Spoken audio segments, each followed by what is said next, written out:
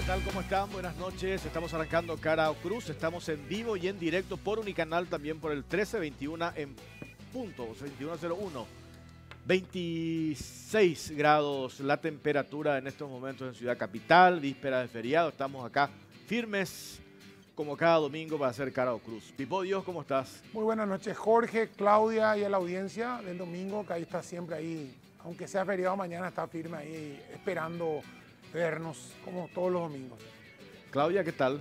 ¿Qué tal, Jorge? Un saludo a Pipo y también a los televidentes de Unicanal y del 13 y mucha gente que ya fue al interior considerando el feriado, el fin de semana largo. Ayer teníamos también un reporte positivo del Ministerio de Salud, luego ya de casi un año y medio no se registró fallecido, pero hoy nuevamente hay un fallecido. Igual hay que mantener los cuidados sanitarios. Es verdad. A 14 días estamos, Pipo, de las elecciones, 10 de octubre, municipales. Hoy está con nosotros el candidato a la Intendencia de Asunción por el Partido Colorado, Óscar Nenecho Rodríguez. Le saludamos, ya ahora arrancamos. Arrancamos. ¿Qué tal, Nenecho? ¿Cómo estás? Muy buenas noches. Primeramente hay que empezar por las damas. Muy buenas noches, Claudia. ¿Qué tal? Buenas noches, Jorge. Buenas noches, Pipo. Y a todos los televidentes, muy buenas noches también. ¿Qué? ¿Armaste un revuelo esta semana? ¿Moviste el avispero? Estaba muy calmo. Yo decía el otro día, estas elecciones municipales estaban como muy tranquilo, ¿no? O sea, esta campaña estaba como muy tranquila. Y hiciste un discurso y, bueno, después explotó esto de las redes, reacciones. ¿Eso estaba calculado o fue un momento del discurso, de, como dijiste en un video, de la efervescencia del discurso o un poco para hacer ruido? No, en realidad que sí, ya también aprovechar la oportunidad, las disculpas a la colectividad japonesa, que ya tuve la oportunidad de hacerlo. En realidad que fue en un momento de efervescencia, pero sin ánimo de ofender absolutamente a nadie, sino más bien por el momento y dirigiendo al candidato, justamente que ya veníamos nosotros recibiendo críticas, recibiendo insultos, agravios, lo cual nosotros no habíamos respondido, pero en ese momento, con la efervescencia y también la situación, le respondimos justamente al candidato un discurso que él había tenido anteriormente, pero ya nosotros decidimos dar vuelta a la página, hemos conversado, tuve la oportunidad de conversar con el presidente de la colectividad japonesa, que me había dicho también que él en ningún momento había tomado, que él calculó que justamente era por el momento y fue hacia el candidato, y que también estuvo recordando él que siendo yo presidente de la Junta, yo había ayudado cuando se realizaron los festejos por los 100 años de aniversario de amistad y hermandad de Paraguay-Japón. Él estaba recordando cómo nosotros le habíamos ayudado, así también cuando... Ahí está justamente quien... Aprovecho también la oportunidad de enviarle un saludo al señor Eduardo Igaki.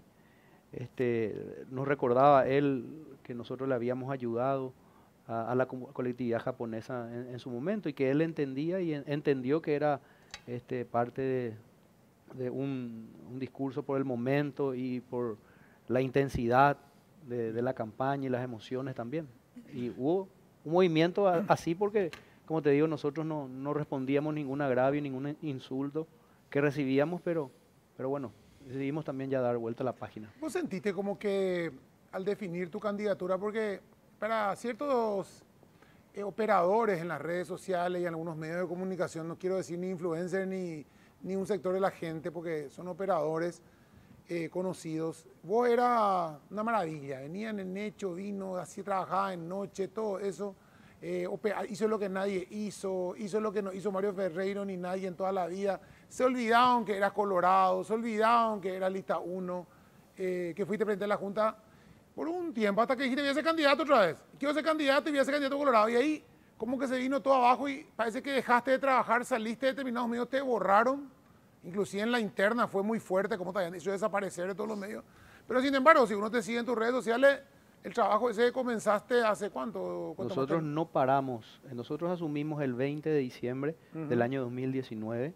No paramos hasta el último día en que estuve yo al frente del municipio nosotros no hemos parado con las obras, seguimos trabajando de la misma forma, incluso seguíamos trabajando a la noche, trabajo de obras de mejoramiento en la ciudad, limpieza, recuperación de los espacios públicos.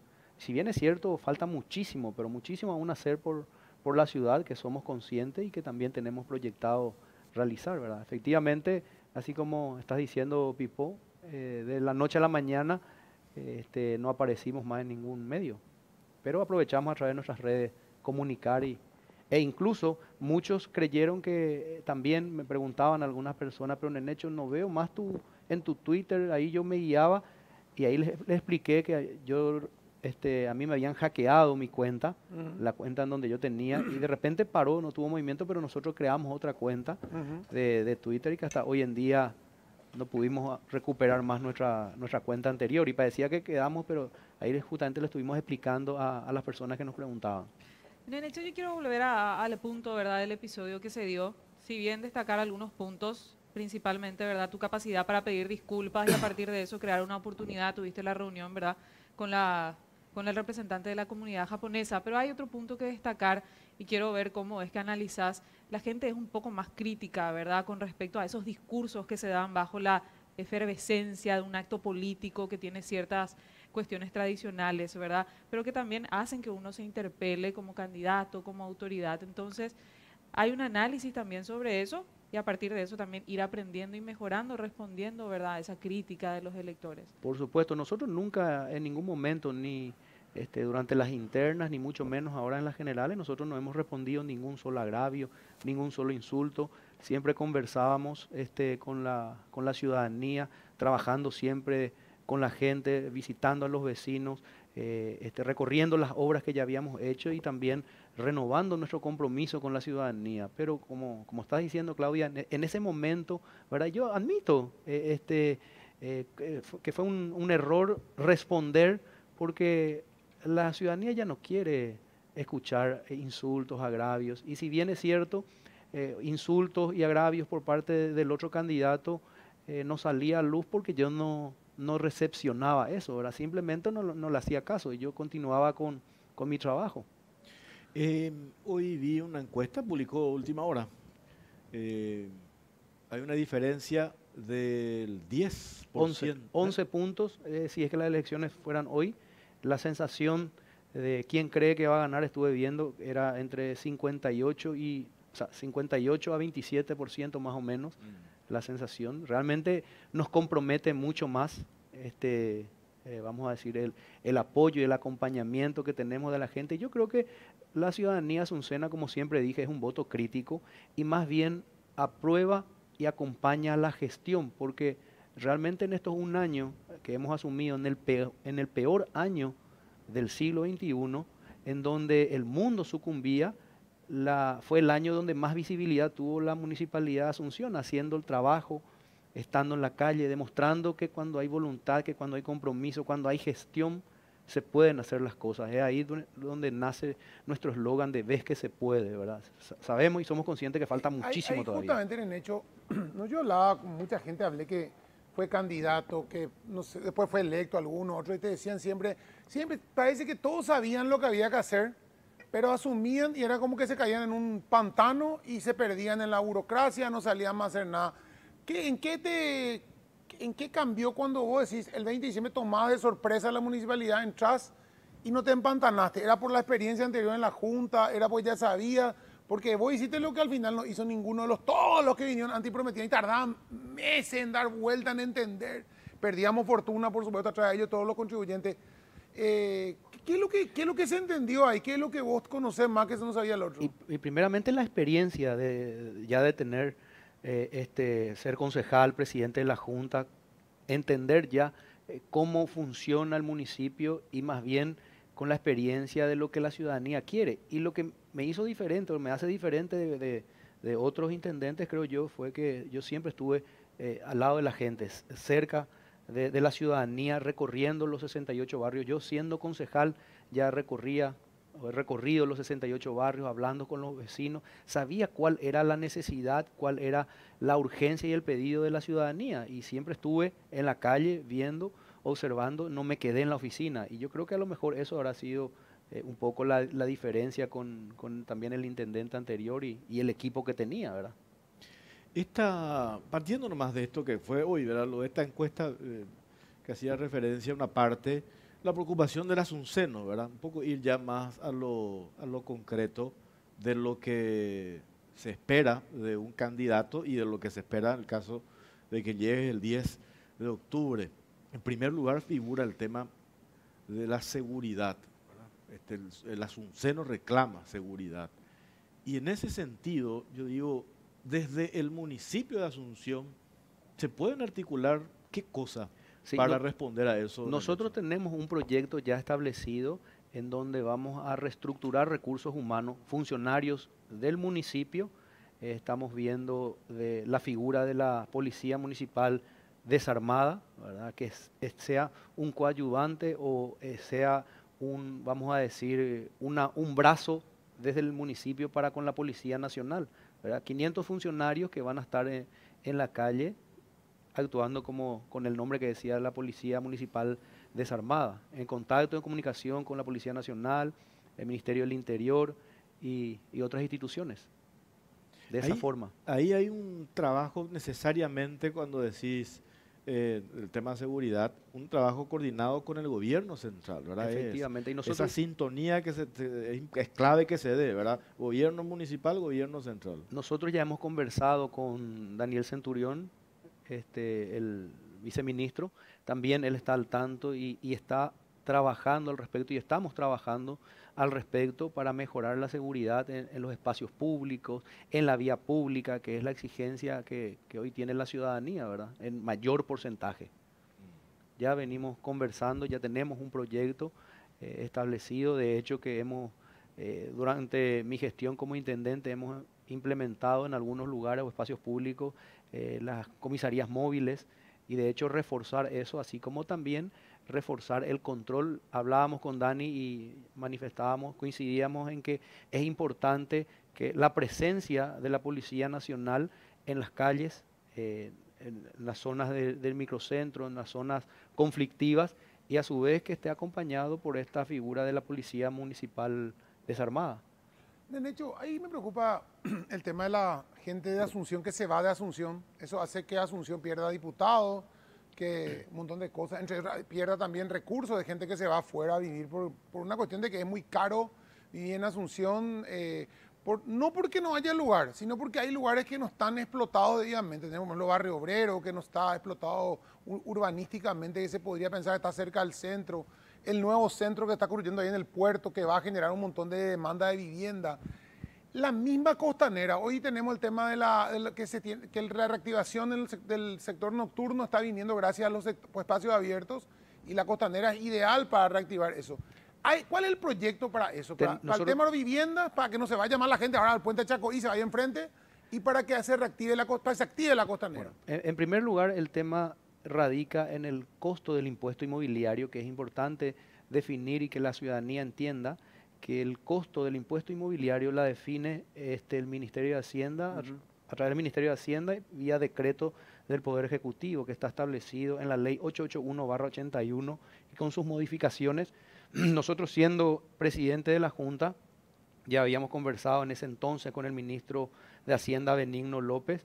Nosotros hemos retomado nuevamente y hemos solicitado al ministerio, a los ministros siguientes, los que vinieron después, la necesidad de congelar en algunas zonas el impuesto inmobiliario y ajustar, porque es inadmisible que en la zona del microcentro el costo del impuesto inmobiliario por metro cuadrado rondan los 401.000 guaraníes, un poco más, y en donde hoy en día hay movimiento, vamos a decir, el nuevo centro, que es la zona de Villamorra, no pasan los 150.000 guaraníes el metro cuadrado, y eso hace que automáticamente el costo de adquirir alguna vivienda o de vivir en Asunción sea elevada. Entonces se produce la migración de los asuncenos y van a las ciudades dormitorios. Eso es en cuanto al costo del impuesto inmobiliario. O sea, la gente que se podría empezar inclusive en reducir ese impuesto inmobiliario en el centro o en las zonas que son caras hoy, que no tienen sentido para que la gente empiece a desarrollar también ahí. Totalmente. Y en cuanto a la costanera se refiere, nosotros tenemos un proyecto, primeramente con esta nueva junta que se va a tener, que confío muchísimo porque se va a renovar la junta en un 80-85%, personas nuevas, jóvenes, con otro dinamismo. Primeramente modificar una de las ordenanzas que se tiene donde hay un impedimento a desarrollar la costanera, propiamente dicho. Nosotros tenemos un proyecto, Dios mediante nosotros, después del 10 de octubre, ganando las elecciones, tenemos ya previsto viajar a Buenos Aires, porque vamos a tener un mes para asumir, de reunirnos con los que llevaron a cabo lo que fue Puerto Madero, cómo se desarrolló, porque muchos habían comentado lo que era Puerto Madero anteriormente y queremos replicar eso aquí en Asunción y se puede realizar con inversiones, dando oportunidades y por sobre todo que crezca Asunción en la zona de la costanera que hoy en día tienen sus limitantes. El otro día estaba diciendo, estábamos a menudo en la radio hablando porque hay un reclamo todos los días, ustedes me imagino también de la gente y quienes tenemos que movilizarnos por Asunción, el tema del tráfico. Y veía unas publicaciones que hacían referencia al gobierno central, MOPC, con el gobierno de Corea. Y hay un proyecto aparentemente, y que tiene que ver también con esta ida que hicieron la gente de FEPASA a Corea, el tren de cercanías, etcétera, etcétera. En concreto, este caos, oye Asunción, el tema del tráfico tenemos que asumir que es un caos en el hecho. Totalmente. Ahí, ¿qué tenemos Nosotros antes de renunciar hemos firmado un convenio de la formación de la AMUAMA, que era Asociación de Municipalidades del Área Metropolitana, en donde vamos a trabajar conjuntamente porque el problema principal del tráfico radica en la falta de transporte público acorde a cómo la ciudadanía se merece, ¿verdad? Y es por ello que de repente ingresan a Asunción aproximadamente 1.500.000 personas todos los días y la gran mayoría ingresa en sus vehículos por la falta del transporte público. Nosotros estuvimos hablando también de la posibilidad de desarrollar como una especie de ferry en los municipios que componen Mariano Roque Alonso, Limpio, Asunción, Lambaré, ¿verdad? Todo en la zona, la parte zona norte, ¿verdad? Que también es necesario, así como también algunas acciones que nosotros ya hemos realizado para mejorar el tránsito, la renovación de los cruces semafóricos, nuevos semáforos. Hoy tenemos un proyecto que para el año que viene vamos a estar renovando prácticamente el 100% de los cruces semafóricos y de los semáforos, implementar la famosa onda verde que ya nosotros hemos realizado en algunos corredores como Montevideo, la avenida Cuarta, la avenida Perú y otras calles y avenidas que eso descomprime realmente el tránsito cuando existen buenos semáforos que funcionen realmente. También es un proyecto que, como te decía, que vamos a desarrollar al 100% el cambio completo de los cruces semafóricos. El domingo pasado estuvimos debatiendo justamente una de las propuestas de uno de los candidatos a concejales, Nelson Mora, lo del cobro del peaje. Hay también otras propuestas para responder a esa demanda de mejorar el tránsito. Por ejemplo, hace un metro que presenta un candidato de la oposición, de Patria Querida. Entonces, ¿cómo conjugar todas esas ideas para llegar a una solución real y posible, ¿verdad? Y aplicable para la ciudad? Totalmente. Acá tenemos que ser realistas, no por lanzar nomás proyectos y propuestas, lanzar, por ejemplo, lo que estabas mencionando, ¿verdad? El tren de cercanía. En 4 años va a ser imposible llevar a cabo eso. Hay muchas cuestiones, así como también se complica un poco la situación en cuanto a colocar peajes, ¿verdad? Porque vas a tener inconveniente con las demás ciudades. Sí. Van a decir, a la pucha, si me ponen a mi semáforo en Asunción, puede salir el ciudadano que vive en San Lorenzo y decir, bueno, ¿por qué no se pone también un peaje aquí en San Lorenzo o en Capiatá o en Luque, los que ingresan y salen de Luque? O sea, yo creo más bien que lo que hay que mejorar es el transporte público, trabajando en forma conjunta con el viceministerio, ¿verdad?, de transporte, porque depende del viceministerio el tema del transporte en el área metropolitana y también con esta figura, como te decía, del ferry que vamos a poder llevar a cabo con la cooperación de los distintos municipios del área metropolitana. El tema justamente del transporte, el hecho de que Asunción, por ejemplo, esté fuera del subsidio, los ómnibus del transporte interno a Asunción, necesita más control la municipalidad del transporte dentro de Asunción, o sea, necesita tener el control total realmente para poder, digamos, manejar el transporte público a favor del ciudadano, porque hoy en día la CETAMA a nivel nacional no es que la municipalidad tenga mucha injerencia, casi nada prácticamente en el transporte de pasajeros. La municipalidad solamente puede regular a las empresas que están dentro del ejido de Asunción, ¿verdad? Y como tenemos en su mayoría transporte del área interurbana que ingresan a Asunción, que es potestad absoluta del viceministerio. Y lo que es el subsidio tampoco es a nivel nacional. A Asunción no le incluyeron al subsidio como reciben los demás transportistas, y eso en conversaciones también, como nosotros hablábamos en su momento, ellos manifestaban que están en desigualdad de condiciones, ¿verdad? Que como los empresarios o los transportistas o el transporte público de Asunción va a tener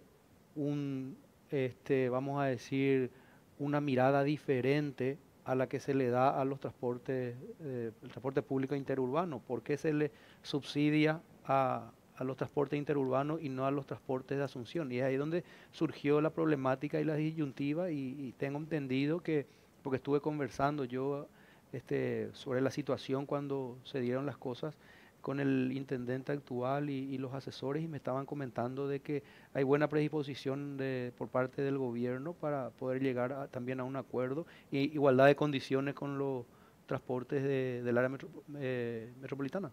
¿Cómo van a trabajar con el tema de los recursos, Nenecho? Pues yo te insistía hace rato, te decía, es clave, y hay experiencias en gobiernos municipales anteriores cuando no se da esa sintonía con el gobierno central, se hace muy difícil. Tuvimos experiencia en ese sentido. Por eso yo mencionaba, a juzgar por las declaraciones, por fotografías, por cómo está hoy tu partido político, tenés esa sintonía, digo, con referentes del gobierno. Mencionaste lo de Dani Centurión, nada más y nada menos que la interna fue tu contrincante directo, ¿verdad? Hoy me estás diciendo que están trabajando de manera coordinada. Por eso te decía, esa sinergia necesariamente tiene que darse entre quien está al frente del gobierno municipal, ¿verdad? Y el tema de recursos, volvemos a donde hablar de lo de la capitalidad. Nosotros hemos presentado, antes de, vía diputado Raúl Latorre, antes de renunciar, un proyecto de ley de capitalidad, ¿verdad? En donde tenemos tres articulados, uno de ellos en donde decía la compensación de la deuda histórica que tiene el gobierno central para con el municipio por tasas de recolección, propiamente dicho. También solicitamos un canon o una transferencia ya establecida en forma anual, y así como también nosotros hemos solicitado de que una vez que salga esa ley de capitalidad aprobada por la Cámara de Diputados y senadores y después por el Poder Ejecutivo, pueda ser blindado neta y exclusivamente, eso nosotros hemos solicitado en el proyecto de ley, que sea blindado neta y exclusivamente para obras de infraestructura de la ciudad. El tema del bacheo, el tema del estado de las calles, insististe mucho en desde diciembre hasta hoy, hasta que dejaste el cargo. Julio, fines de junio. Me imagino que no sé si sigue eso trabajando el intendente actual con ese tema del bacheo que es tan clave. ¿Cuánto se hizo y cuánto debería hacerse? Sí, en realidad que nosotros en el tiempo que estuvimos, un año y unos meses, hicimos 700 cuadras de recapados, de asfaltados, de regularizaciones, un 30% más de lo que hizo la administración anterior. ¿En cuánto tiempo la administración anterior? En 4 años. Nosotros hicimos un 30% más de lo que hizo la administración anterior en 4 años. Hicimos intervenciones del bacheo, propiamente dicho, cerrar los baches, cerca de 21.700 intervenciones de bacheos que hemos nosotros realizado durante nuestra gestión. Y las obras siguen continuando, del mismo proyecto que nosotros habíamos dejado, el intendente actual sigue realizando. ¿Qué hacía el otro intendente? En 4 años hizo 100 cuadras por año. Dios mío, eso quiere volver el mismo equipo, quiere volver ahora. Y realmente ellos decían que era por falta de recursos, pero lógicamente porque ellos ponían los recursos a cuestiones totalmente innecesarias, superfluas, consultorías, cosa que nosotros hemos eliminado absolutamente. Tenían proyectado iluminar 4 plazas por 10.000 millones, que nosotros dijimos que era una locura. Eliminamos eso, reinvertimos totalmente a obra de infraestructura de mejoramiento vial y también la parte de la limpieza, recolección y limpieza de la ciudad. Yo decía lo importante que es en esta etapa, ¿verdad? Cuando yo creo que de alguna u otra manera, esa encuesta que mencionábamos, hoy la gente como que ya está decidida, ¿verdad? Había una intención bien marcada, ¿verdad? Pero siempre están los indecisos, ¿verdad? Yo supongo que esos indecisos a lo mejor en este tramo, en estos 14 días que quedan, van tomando su decisión, ¿verdad? Independientemente a qué partido político sea, ¿verdad? Pues yo creo que los colorados votan de una forma, ¿verdad? ¿Cuánto tuvieron las internas? Más de 100.000 votos, ¿verdad? 104.000 votos hubieron en las internas coloradas. Yo decía la importancia de cuando hablamos de proyectos que sean viables. Porque en hacer discurso, en hecho, eso ya hemos aprendido con años de estar en este oficio. Es muy fácil hacer discurso. Sí, totalmente. El papel aguanta todo. Acá tenemos el caso. Recordemos que el intendente anterior dijo que iba a bachear a Asunción en 10 días. Y que después termina reconociendo que fue un discurso electoral, ¿verdad? Totalmente. O sea, a eso nomás voy, ¿verdad? Y es por ello que también es importante cuando conversamos, iniciamos la conversación, la experiencia y el conocimiento que se tiene del manejo municipal. Porque, ¿qué pasa? Llega el intendente y empieza a, vamos a decir, ambientarse, a conocer, a empezar a ver los números, cómo funciona, y eso pasa ya 2 años o 2 años y medio, y después ya tiene 1 año y medio nomás para trabajar. Entonces, y digamos que también gobernar con una alianza tan heterogénea es muy difícil a la hora de repartir lo que le pasó a Mario Ferreiro, ¿verdad? Y totalmente, y ahora el mismo grupo, el mismo equipo, nuevamente están queriendo volver al municipio, y la ciudadanía ya sabe, la ciudadanía asuncena es un voto crítico, Pipó, Claudia y Jorge, y ya conoce, ya sabe el modelo que ya no quiere, modelo que 4 años atrasó realmente a Asunción, y ya sabe lo que hay del otro lado de la puerta. Y muy por el contrario, por este lado, también ya conoce, ya sabe que nosotros tuvimos gestión, tuvimos compromiso, hemos demostrado, si bien es cierto, como siempre digo, falta muchísimo hacer aún por Asunción, pero también hay una diferencia, que hay un antes y un después en Asunción 1 año y medio atrás. Ahora, cada uno va a catalogar poco, medianamente, mucho, cada uno va a catalogar, pero lo que sí concordamos con todos con los que hablamos, que sí hubo un cambio, que sí se demostró gestión, que sí se demostró que había voluntad, que había compromiso y por sobre todo que estábamos trabajando y que sabíamos lo que estábamos haciendo. Porque, como decía Jorge, el papel aguanta todo. Yo puedo tirar propuestas maravillosas, pero que es agradable para los oídos, endulza los oídos y sorprende a los incautos. En la construcción de proyectos electorales, me parece que en Asunción, yo por lo menos a juzgar por lo que hemos visto por estos años, me parece que no da lo de hacer la política testimonial y convertir Asunción como una plataforma mirando el 2023. ¿Sabes por qué digo esto en el hecho?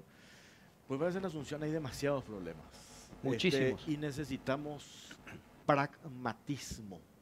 El que está al frente del municipio, necesitamos que tenga la capacidad de hacer las cosas, ¿verdad? Totalmente. Yo digo, entonces, más allá del discurso, que puede sonar muy bien, que ya hemos tenido estos 30 años después de la dictadura, hemos tenido candidatos e intendentes que hablaban muy bien, pero en los resultados, esa es la parte que yo creo que en Asunción hoy ya no podemos perder el tiempo en la construcción de alternativas o proyectos testimoniales, sino necesitamos acción Y ahí es donde tenemos que insistir. Y totalmente, hay cosas que nosotros, una vez que asumimos, vamos a continuar lo que venimos haciendo, pero con mayor ímpetu, con mayor fortaleza, porque es importante mencionar que yo no pedí ser intendente. Se dieron las cosas, todo el mundo sabe, desde público conocimiento, y yo fui elegido por mis pares. Yo tuve que gobernar en el año 2020 con el presupuesto que había hecho el intendente anterior.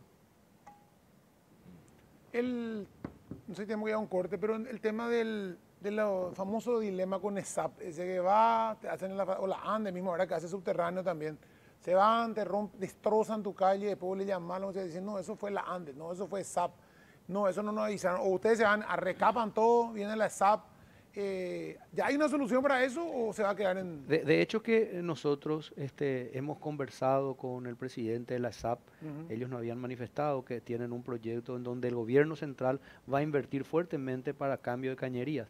La problemática se da justamente porque hasta hoy en día Asunción tiene caños de cerámica, que se cambian los caños, nosotros recapamos, pero como de repente ni se sabe qué hay abajo de la tierra, aparecen ramales de caños que no se tenía en el mapeo o georreferenciado y se rompe el caño y eso produce otra vez que la SAP tenga que romper la capa asfáltica en ese lugar porque no tenía georreferenciado que ahí existía un ramal o algún caño y es ahí donde se vuelve a romper. ¿Cómo vamos a mejorar eso? Justamente ahora que el gobierno central tengo entendido que a comienzos del próximo año van a empezar a realizar los cambios completos de cañería en la ciudad de Asunción. Ya está el proyecto y mencionaba el presidente de la ESAP que tenía proyectado y establecido eso. Tenemos que hacer una pausa. Estamos hablando con Oscar Nenecho Rodríguez, candidato a la intendencia de Asunción por el Partido Colorado. Hacemos una pausa, venimos enseguida. La salud es delicada, el manejo de la información sobre ella también. GIS Innova es el sistema informático de salud en tiempo real que lo cambia todo, maximizando recursos y potenciando los beneficios para la salud. Años de experiencia en Paraguay y América Latina nos avalan. Representa y distribuye Green S.A. Vivimos en un país lleno de uniones famosas como Pharmacenter y Banco Basa que se unen para traerte la primera tarjeta de crédito que te cuida con beneficios increíbles todo el año. Solicita tu tarjeta llamando al 021-618-7070 o ingresando a www.bancobasa.com.pi. Banco Basa, cuando quieras, estamos.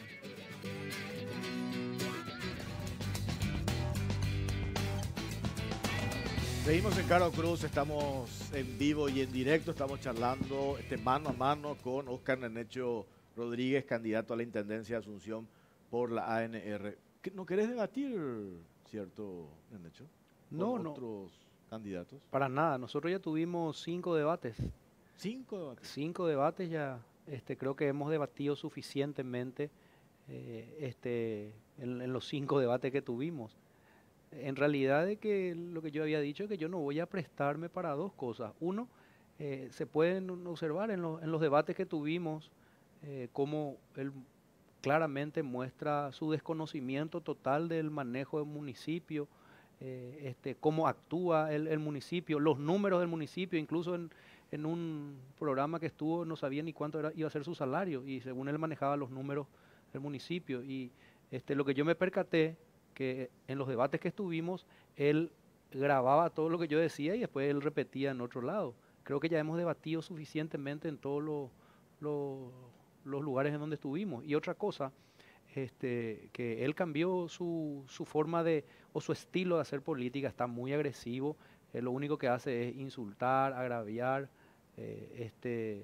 y lo que yo calculo es que voy a ir a un debate a exponerme a que él me empiece a atacar y yo, en vez de hablar de propuestas o de proyectos, voy a tener que defenderme de sus ataques o sus agravios. Y creo yo que la ciudadanía no le gusta más ese estilo y esa forma. Más bien, yo creo que, como te decía, hemos ya debatido, 5 debates estuvimos, y después aparte uno más en donde estuvimos, que fue una especie de comentar sobre nuestros proyectos y nuestras propuestas. Es interesante, yo siempre digo, eh, cuando estamos en periodo electoral, exprimirle a los candidatos sobre hechos reales de lo que se puede realmente hacer desde Asunción, ¿verdad? Por lo que ya hemos hablado recién, ¿verdad? Dijiste vos, el papel aguanta todo, ¿verdad?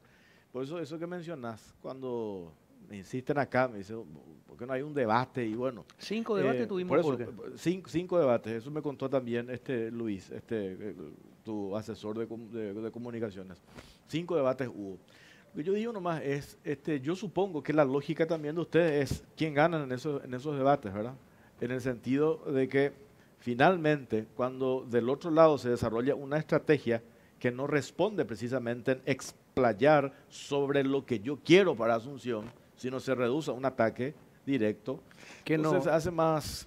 Entonces no- voy a que no hacer una gana. valoración. Un desgaste Dice. innecesario. desgaste Claro. innecesario, pretende polarizar porque sí tiene, vamos a decir, de sus asesores que su campaña inicialmente fue muy, palabras textuales, su campaña inicialmente fue muy perení, fuiste muy flojo con el hecho, lo hubieras atacado y ahora él de repente, porque en algunos debates, en los primeros debates que nos fuimos, él había manifestado, mira, yo soy consciente de que Nenecho quiere hacer las cosas, que hizo cosas positivas, hubieron cambios en la gestión que tuvo Nenecho y después ahora sale y dice, no, es un desastre, no hizo nada, ataca.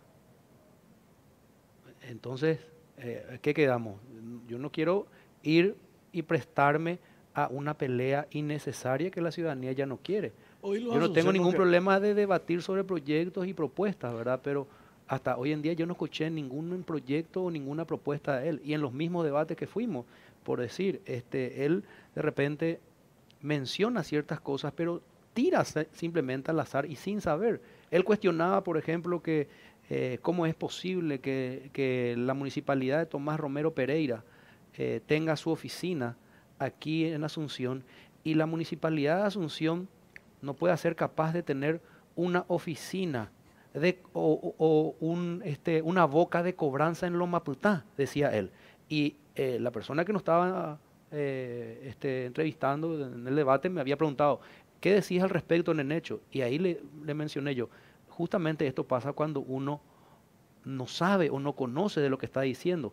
Nuestra administración en junio del año 2020 habilitó en el Shopping El Portal una boca de cobranza y una oficina para realizar trámites. En otra oportunidad mencionó que era inadmisible que la Junta Municipal elabore su propio presupuesto, cosa que no es así. Y yo le decía que era otra muestra más de desconocimiento. La Junta Municipal no elabora su presupuesto, la Intendencia elabora y a la Junta van los técnicos a defender, porque la Junta Municipal es un órgano que funciona de contralor, controla, verifica, y otras cuestiones más que fueron pifiadas, Jorge, Claudia y Pipó, ¿verdad?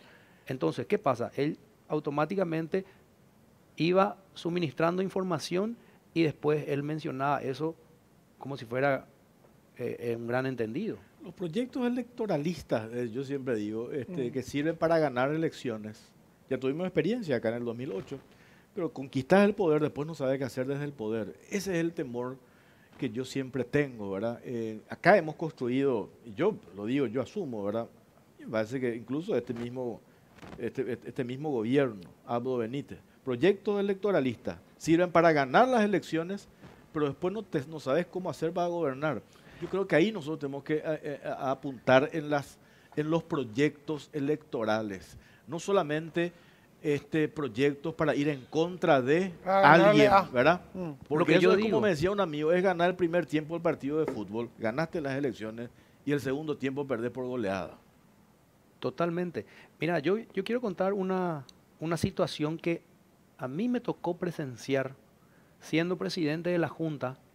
Hubo un inconveniente en una de las direcciones del municipio y se había llamado a una reunión el intendente, el director de gabinete y los directores en cuestión y solicitaron mi presencia como presidente de la Junta. Y fui yo a participar de esa reunión y en una de esas estaba el intendente sentado, el director de gabinete dirigía la reunión y el director de gabinete le había cuestionado al director en cuestión de un área específica la situación. ¿Y qué le responde el director de esa área? Textualmente, yo me quedé así sorprendido, helado me quedé. Le dice, ¿quién te crees para cuestionarme vos?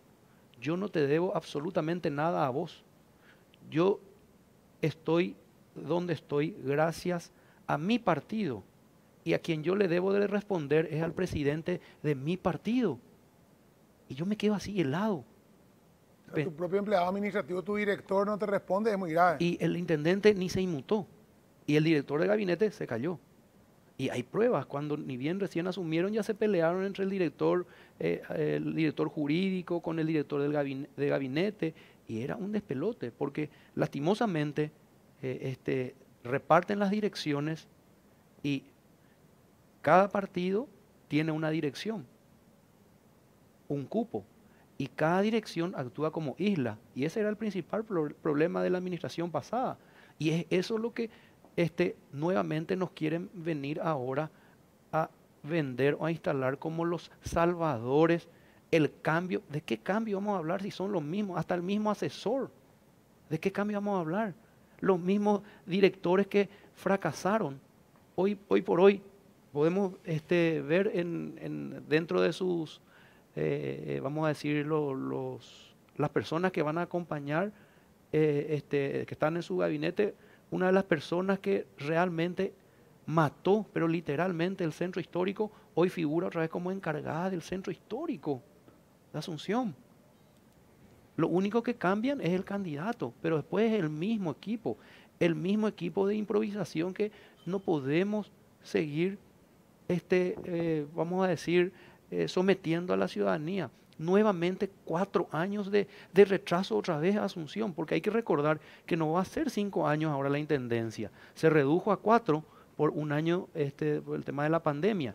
Y volver a someter a las mismas personas que ya fracasaron en la administración pasada, otra vez para que administren el municipio, en donde lo único que cambian es el candidato, que no tiene conocimiento de municipio. Tendrá mucho conocimiento en su rubro, en su área, que es de seguro.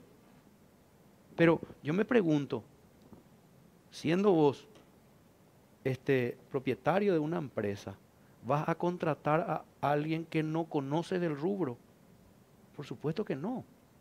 Entonces, mencionaste centro histórico. Vi el otro día, y esa es una eterna preocupación también que nosotros tenemos. Yo viví 30 años en el centro y yo digo, no puede estar así Asunción, el casco histórico, ¿verdad? En concreto, ¿qué tenés para recuperar eso? Nosotros tenemos proyectos con el Banco Mundial, desarrollar, y con otras organizaciones. Hemos ya conversado con los propietarios de los edificios y las casas del centro histórico. Hemos trabajado nosotros hace poco, iniciamos durante mi gestión y hace poco aprobó la Junta una ordenanza de incentivos para los propietarios de los edificios de la zona del centro histórico, del casco histórico. Así como también hay proyectos de recuperación del estado de las veredas, por ejemplo, que dependen netamente y exclusivamente del frentista. Así como también algunas cuestiones que solicitaban los propietarios de negocios y de locales en el centro histórico. Nosotros hemos iniciado una reactivación nuevamente del microcentro al permitir a los locales gastronómicos que puedan colocar sus mesas al aire libre para volver a reactivar de esa forma. Pero está a la vista, por ejemplo, había una organización que movilizaba el centro años anteriores, sí. Hablo de la data de 2015, AMCHA, el AMCHA, y pueden preguntarle a los encargados, a los representantes del AMCHA, cómo a ellos en la administración pasada, la directora del centro histórico los liquidó. Y ahí empezó a ir en picada el centro. Y ahora otra vez figura la misma persona como encargada del centro histórico. Otra vez. Yo recuerdo en el hecho que ese grupo reclamaba mucho la inseguridad y la informalidad también, porque se hacían ese tipo de actividades y estaban los locales formales y también los informales.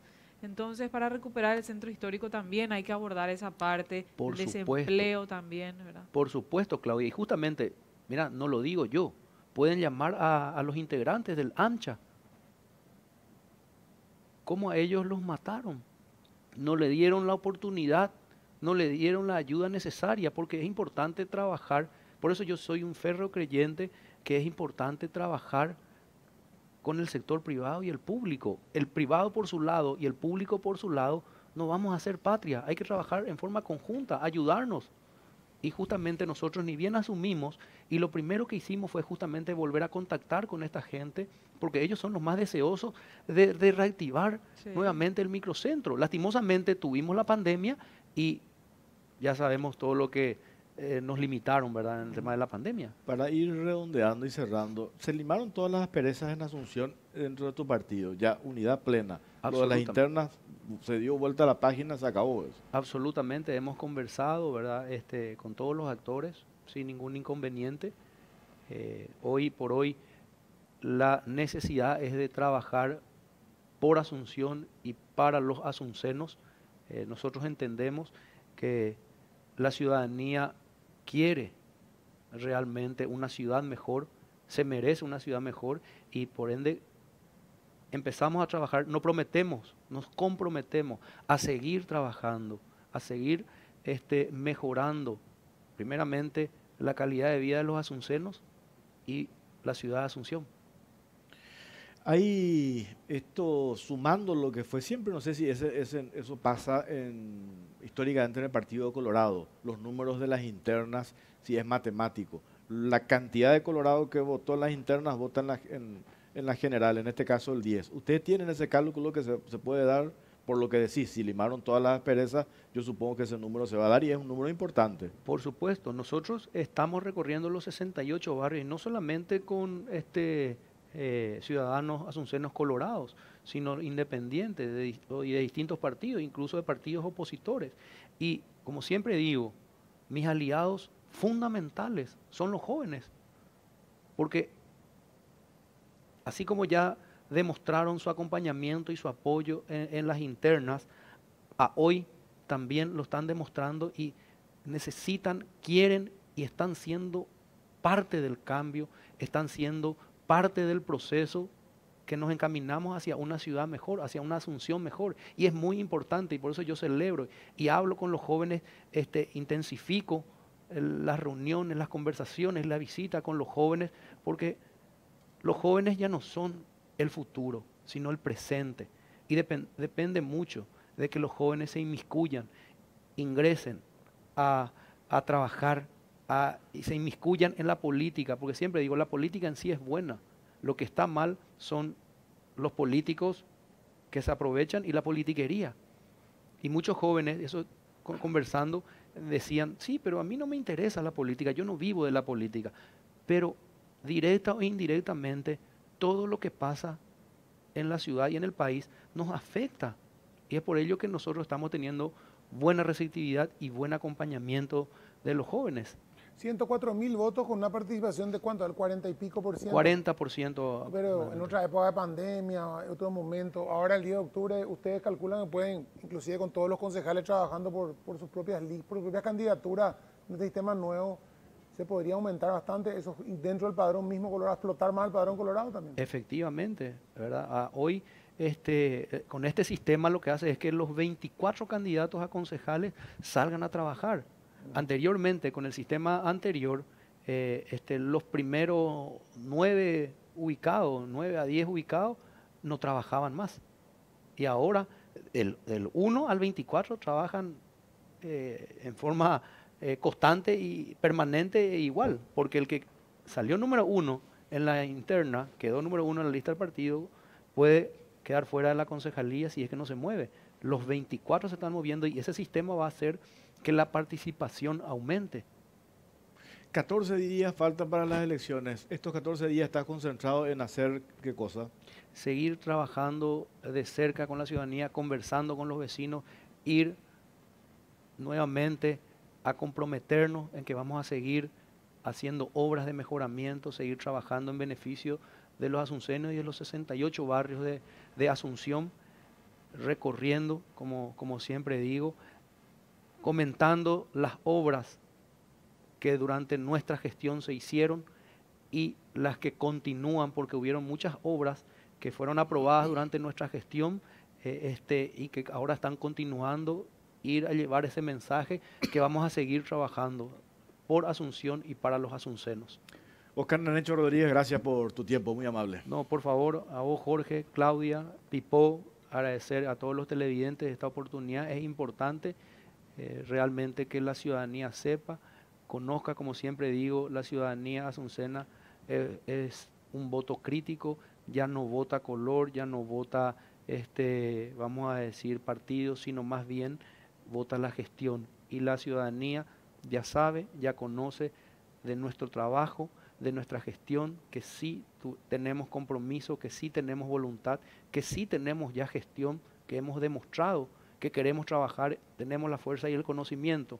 Y por otro lado, ya también conoce y sufrió la improvisación 4 años y que nuevamente no nos vuelva a tomar incautos la improvisación. Hoy en día, el 10 de octubre, se definen 2 modelos para la ciudad de Asunción. Por un lado, el modelo ya comprobado de la gestión, del trabajo, del compromiso, y por otro lado, un modelo también ya comprobado porque el mismo equipo quiere volver, que es el modelo de la improvisación.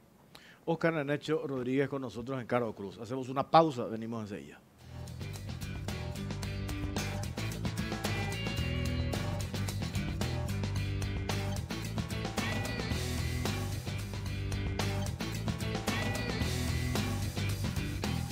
Continuamos en Caro Cruz y vamos a hablar acerca de estas huelgas anunciadas por el gremio de los docentes y también de los médicos. Escuelas y hospitales podrían paralizarse esta semana ante las huelgas que anunciaron los docentes y los médicos, que reclaman a Hacienda aumento salarial, mientras el Ministerio asegura no tener dinero para cumplir con estas demandas. Los docentes exigen el 16% de aumento que figura en el presupuesto general de la Nación de este año y que deben percibir desde octubre, y no van a aceptar un porcentaje menor. A esta postura se adhieren cerca de 80.000 maestros de todo el país. En igual situación se manifiestan los profesionales de la salud.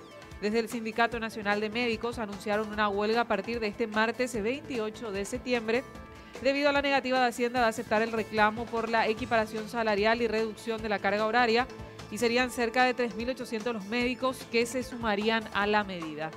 El ministro de Hacienda, Óscar Llamosas, advirtió que es imposible cumplir con los pedidos de aumento de diversas instituciones para el 2022, que ascendería a cerca de 140 millones de dólares. Desde Hacienda destacaron que se elaboró un presupuesto de por sí ajustado, pero reconoció el ministro Óscar Llamosas que el Congreso decidirá a qué sectores priorizar y luego Hacienda analizará el impacto para la consecución de los proyectos previstos, y recordó que la pandemia aún no termina. Bueno, Jorge, usted que a mí me indigna, y le decía a Ariel Espinola la semana pasada por radio, tenemos los médicos y los maestros peor pagados del planeta, o sea, más ninguneados del planeta, y pasamos lo que pasamos con la pandemia, que no pasamos todavía y no aprendimos. No sé qué tengo que pasar con los maestros para que aprendamos que los maestros no son, digamos, el último orejón del tarro. Y es triste, lamentable, indignante, una mezcla. Y la de los médicos. Sí, pues digo, los médicos y los maestros, claro, las dos cosas. Separo nomás, digo, yo exponía hoy en un artículo los números que se ha otorgado a salud, independientemente del presupuesto anual, 900 millones, redondeo, 900 millones de dólares, los 514 de los 1.600, de los famosos 1.600 millones, ¿verdad?, del crédito, y lo que se aprobó la semana pasada, 150 millones de dólares de vuelta de un programático, y hoy tenemos deuda, ya que se viene arrastrando la época anterior, Mazzoleni y compañía, con las empresas farmacéuticas, la deuda con los sanatorios privados, 43 millones de dólares, de lo que se va a pagar lo que se aprobó la semana pasada, le van a dar los sanatorios 4 millones de dólares, es lo que se acordó, 4 millones de dólares. Queda una diferencia todavía de 39. Y a esto se suma lo que nos decía Llamosa. Vamos a preguntarle ahora a la doctora Rosana González. Es complejo el reclamo que plantean ellos. ¿Por qué? ¿Por qué complejo? Porque si le aumentamos el salario del mínimo a lo que ellos pretenden y reducir la carga horaria va a significar contratar más personal. Y hoy eso nos dijo Llamosa el viernes, hablamos con él. Entonces, digo yo, toda esa cantidad de dinero existió realmente, le dieron a salud esa plata que se prometió, los gastos socioambientales que supuestamente iba a ser para salud y específicamente cuando se firma el convenio con los sanatorios privados, o 30 millones de dólares, al final parece que no llegaron. Entonces, me da la sensación que desde el gobierno estamos con anuncios de cifras muy grandes, pero en la práctica yo no sé si llega.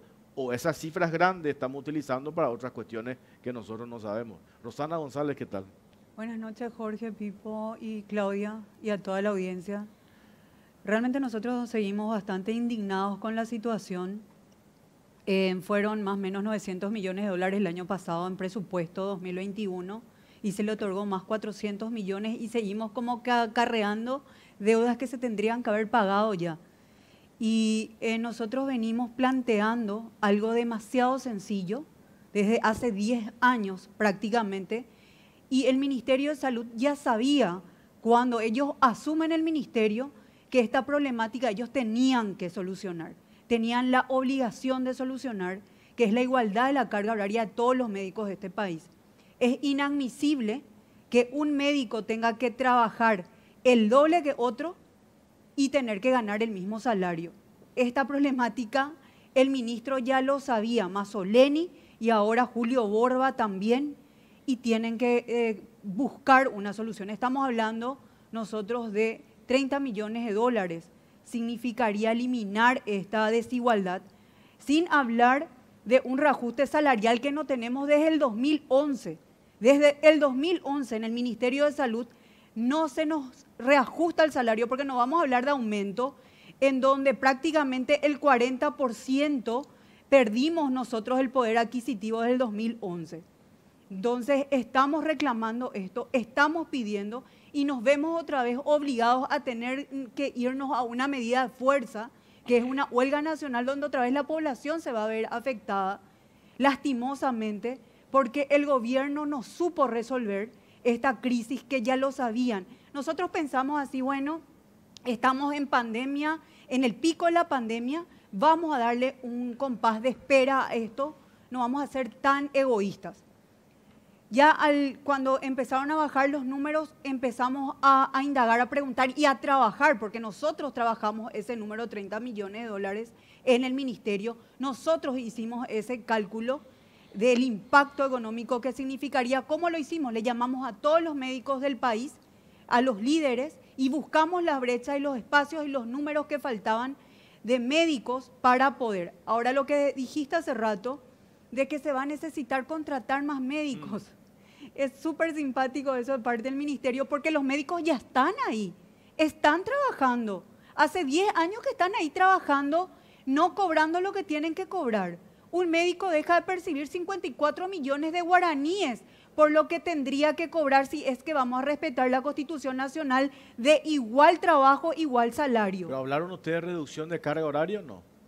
Estamos hablando de, el ministerio tiene dos alternativas, o el gobierno, vamos a hablar porque ahora Hacienda también ya está metido en esto. Tenés dos alternativas, o le reducís la carga horaria si no tenés dinero para pagarle, o bien le pagás a ese médico por las horas que ya está luego trabajando. No es que se le va a contratar a alguien, esa persona ya está trabajando gratuitamente ahí. Y no es que se necesitan más personas, ya está esa persona ahí. Entonces es medio incoherente de parte del gobierno decir que se tienen que contratar más gente. Ya nos dieron esa disculpa, nos dieron de que no existen profesionales para contratar. ¿Cómo que no existen si ya están ahí ocupando esos espacios? O sea, ustedes nos dicen, nosotros queremos trabajar menos horas y ganar más, sino o queremos ganar lo que corresponde o vamos a trabajar las horas que nos están pagando. Claro, o sea, nosotros queremos que se le pague al que está rezagado. Bueno, podemos hablar también de un reajuste salarial, que también es verdad que estamos pidiendo. El médico gana 4.600.000 guaraníes por mes, por vinculación. O sea, son 2 salarios mínimos. Hoy lo que nosotros estamos solicitando, pero esto ya con una ley que estamos trabajando en el Congreso, es que el médico gane 3 salarios mínimos, que tampoco es mucho, que serían más o menos 6,5 millones. La población va a decir que mucho es. Somos médicos, tenemos la responsabilidad de tener una vida en las manos. Formar un médico no es barato. No, tampoco no es que al día siguiente tenés o con un curso express tampoco tenés. Tenemos 6 años de facultad, tenemos 4 años de especialidad, tenemos 2 o 3 o 4 años de subespecialidad y más subespecialidades que prácticamente son 15 años de estudios universitarios y de posgrado y de residencia. O sea, cuesta formar un médico. Nosotros incluso en algún momento dijimos, para nosotros no tendría que luego ser cuánto cuesta por hora. A nosotros no tendrían que pagar por la responsabilidad que significa estar en un hospital y tener una vida en nuestras manos. Eso no tiene luego precio. O sea, es incalculable. Y tenemos que llegar a esta medida otra vez de tener que reclamar algo demasiado básico. Hoy, a ver, Rosana, ¿cuándo es la medida? ¿Cómo? La medida es, nosotros nos estamos yendo a una huelga nacional eso de tiene médicos fecha, a partir del 28, del martes 28, o sea, ahora, pasado mañana, 3.084 médicos firmantes y adherentes, pero te puedo asegurar que el 100% de todos los médicos del Ministerio de Salud aprueban esta medida porque no existe otra. Ya agotamos la diplomacia, ya nos sentamos a hablar, ya agotamos todas las mesas de trabajo y el Ministerio de Salud ni el Ministerio de Hacienda supieron entender esta problemática. Le escuché al ministro de Hacienda hablar de que se tienen que priorizar el dinero para ciertos sectores. Está bien, necesitamos más infraestructura, necesitamos más tecnología, necesitamos que los medicamentos nos falten en los hospitales porque sí faltan.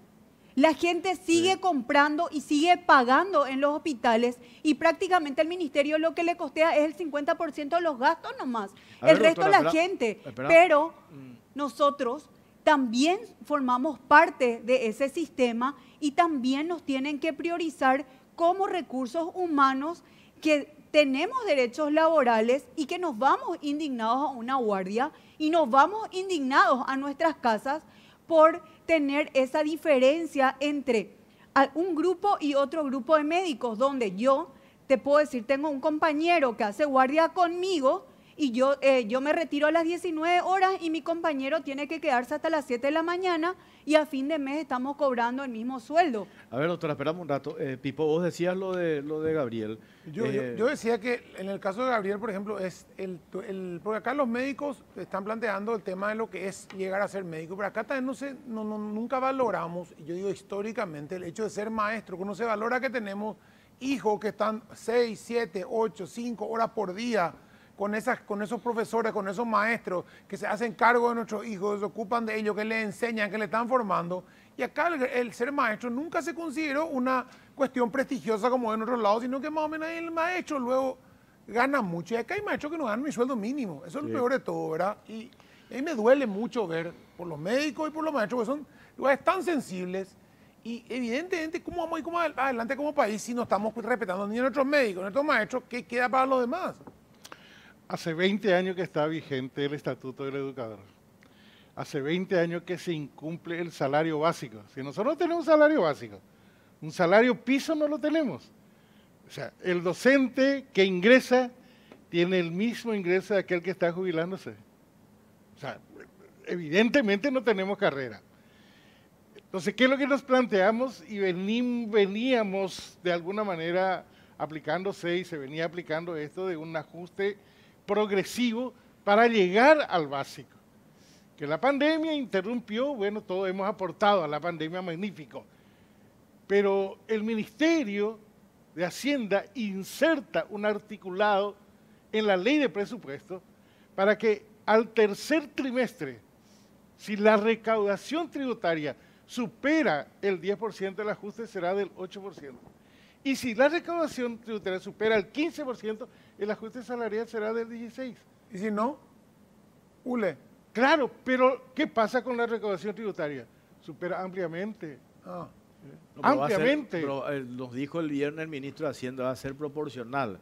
El 16 no sé si vamos a llegar, pero un porcentaje sí vamos a tener. Pero es que la recaudación, las condicionantes están dadas. Es decir, la recaudación de agosto fue del 27,4%. El de julio no fue diferente. El promedio de los 8 meses está por encima del 26%. Septiembre no va a ser diferente la recaudación. Quisieron anular todo ajuste con la Ley de Consolidación Económica. Y se aplicó una excepción a partir de la movilización de los trabajadores de la educación y queda firme el artículo 254 de la actual Ley de Presupuesto.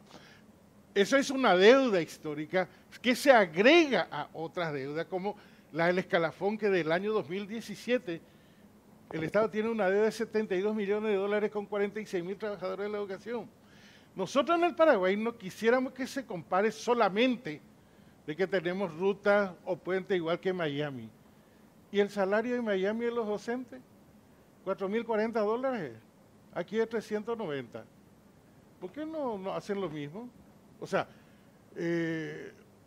si pones ejemplo, no lo haga en todo caso para que después se te caiga encima todas las burlas había y por haber. Sé coherente en todo caso. Pero este es el gobierno irresponsable que tenemos.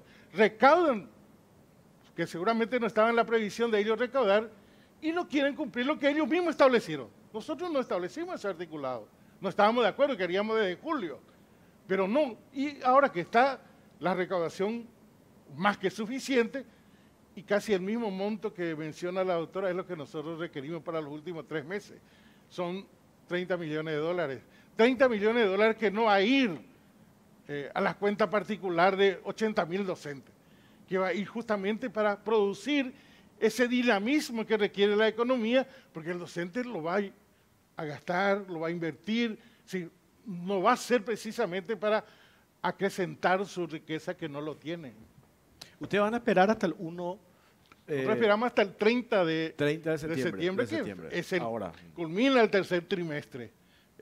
Pero está determinada que ese día, esa fecha, no se tiene la modificación de la línea presupuestaria, que ese articulado le autoriza a Hacienda a hacerlo. El 1 estamos de movilización de paro y no sabemos cuándo lo levantamos. En general, digo, ya el otro día leía el titular en un diario, en portada, decía, de vuelta a los docentes quieren dejar sin clase a los chicos en octubre. Pero para poner en contexto, este 16% que ustedes están reclamando, Gabriel, ¿hace cuánto vienen planteando? Y la promesa de que, espera un ratito, se va a dar eso, ahora estamos en pandemia, espera un rato, permanentemente y... Espera un rato. Espera un rato, ¿verdad? Entonces, ¿cuándo va a ser el momento, verdad?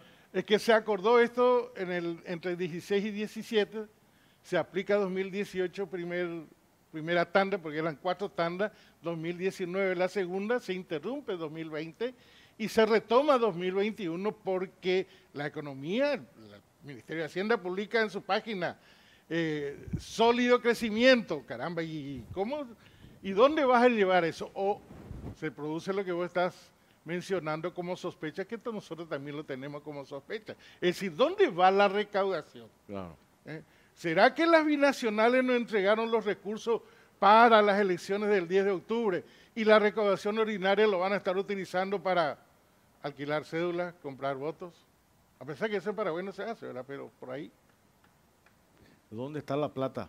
¿Qué es eso que pones ahí, doctora? No, y no somos nosotros esenciales para este gobierno, somos invisibles para ellos. Nos sentimos igual, yo creo que tienen que unirse nomás ya nosotros, porque el otro día cuando estuvimos con Oscar Llamosas, la respuesta fue, yo le dije, y bueno, ministro, ¿cuál es la solución? Nosotros ya trabajamos, tenemos acá todos los documentos, le pasé los 2 biblioratos que nosotros trabajamos, tenemos la necesidad de contar con 30 millones de dólares para terminar con esta desigualdad. ¿Cuál es el planteamiento? Vamos a establecer una mesa de trabajo. La famosa mesa de trabajo interminable que nunca trae una solución y nosotros no vamos a sentarnos a ninguna mesa de trabajo. Nosotros necesitamos que nos den una solución palpable, están las binacionales. Acá hay una cuestión, doctora, un poco para entender también, ¿verdad? En materia de prioridades, a propósito de ese discurso del presidente el otro día en Caguazú, parecemos Miami, ¿verdad? No somos yo Miami. Entiendo, claro que no somos, obviamente, ¿verdad? Pues digo yo, hay un orden de prioridades y sobre todo después de lo que hemos pasado con esta pandemia. Y en ese orden de prioridades, indiscutiblemente está salud. Y después está educación. Por supuesto, en las mejores condiciones, a lo mejor, como estamos último en materia de infraestructura vial, pero una ruta, el asfalto, 2.500 kilómetros, y van a gloriarnos de eso. Yo no digo que eso no sea importante, no digo eso, pero sí establecer un orden de prioridad. Acá tenés la adjudicación del puente ahora, $100 millones. Ya solucionaba el problema. 100 millones de dólares, Carmelo Peralta, Puerto Mortiño. No digo que no sea importante ese puente, hemos esperado no sé cuánto tiempo, pero ¿quién financia ese puente? Itaipú Binacional. Entonces digo, ¿cuál es la urgencia de cerrar, de adjudicar, entre paréntesis, una licitación medio dudosa con un pliego medio dirigido para que gane nomás una empresa? 100 millones de dólares, espera un poco, Carmelo Peralta, Puerto Mortiño. Hoy tenemos un orden de prioridad. ¿Cuál es nuestra prioridad? El sector médico, que se ha comportado de una manera, pero no sé cómo decir, ¿verdad? Hay que prenderle vela a ellos, cómo se han comportado en esta pandemia. Y después está lo otro que vos mencionás, la eterna deuda pendiente con el sector docente. Más Jorge, nosotros esperábamos de parte del gobierno espontáneamente que después de esto ellos dijeran, dale, ¿qué es lo que ustedes necesitan que se solucione? Nosotros le íbamos a decir que se elimine nomás ya esta inequidad que realmente causa demasiada indignación en el sector y todos lo saben. Pero empezaron a hablar, a agradecer de que somos héroes. Nosotros no somos héroes, somos trabajadores y no me voy a cansar de repetir con derechos laborales que estamos persiguiendo esto hace muchísimo tiempo y no vamos a parar ni retroceder hasta que nos den esto. También estamos detrás de un montón de cosas, así como decís, queremos que todo mejore en salud y queremos que a salud le den el presupuesto que necesita. Hoy le van a dar creo que $1.000 millones de dólares, más o menos ajustándolo el año pasado, que es sumando lo que ya teníamos más lo que se dio por la ley de emergencia. Eso va a ser insuficiente. Con eso nosotros no vamos a poder construir hospitales, no vamos a poder mejorar las condiciones ni se le va a poder dar respuesta a los medicamentos. Sigue siendo una cantidad insuficiente para mejorar algo. O sea, nosotros lo que vamos a hacer es mantener lo que tenemos. Hoy mantener lo que tenemos es insuficiente porque hoy están faltando camas de terapias intensivas. Puede ser que estén solamente 40 pacientes internados en terapia intensiva por COVID, pero están llenas las terapias con otros pacientes. Los hospitales departamentales siguen siendo hospitales no resolutivos, donde la gente tiene que venir desde allá, desde San Pedro, desde Encarnación, desde Ciudad del Este, para poder resolver su problemática y eso se tiene que acabar.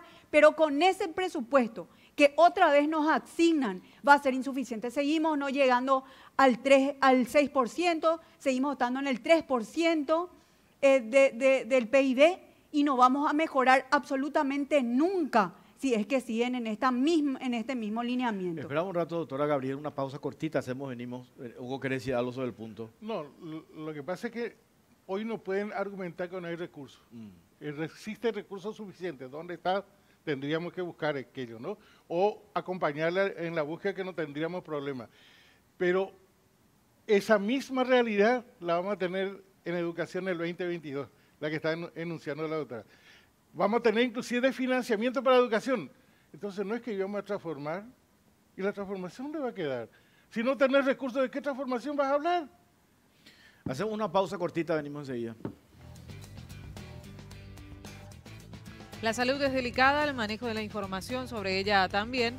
GIS Innova es el sistema informático de salud en tiempo real que lo cambia todo, maximizando recursos y potenciando los beneficios para la salud. Años de experiencia en Paraguay y América Latina nos avalan. Representa y distribuye Green S.A. Barcos y Rodados presenta sus naftas multitesteadas, naftas de calidad superior comprobada con aditivos multipropósitos que limpian y protegen sus componentes. Y un octanaje real con certificado internacional. Carga la calidad que tu auto necesita, carga las naftas de Barcos y Rodados. Barcos y Rodados, nuestra calidad, nuestro orgullo.